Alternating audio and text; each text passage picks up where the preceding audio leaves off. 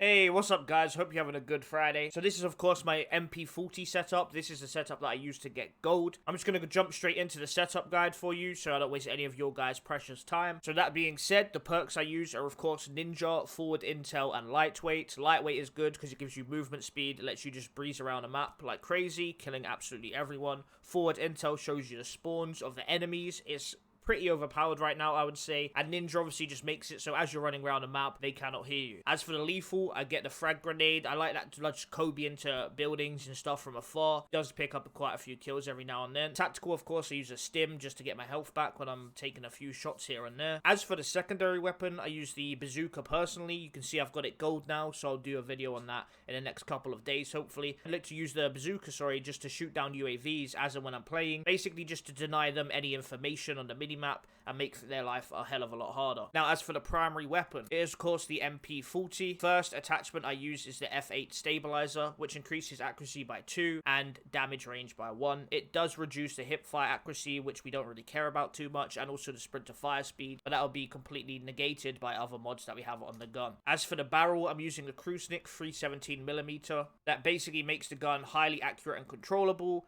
It also reduces scope sway and gun bob, so you can more accurately hit your shots. It does decrease the hip fire again and the sprint to fire speed, but that doesn't really matter too much. As for the optic on the gun, I personally use the SLATE reflector. Now you can also use the KRAUSNICK ISO 2M or the 1M. These basically change the iron sights to make them more easier to use, in my opinion. Now of course this is completely up to you. You can use anything you want. It's basically personal preference, but I recommend using the SLATE reflector.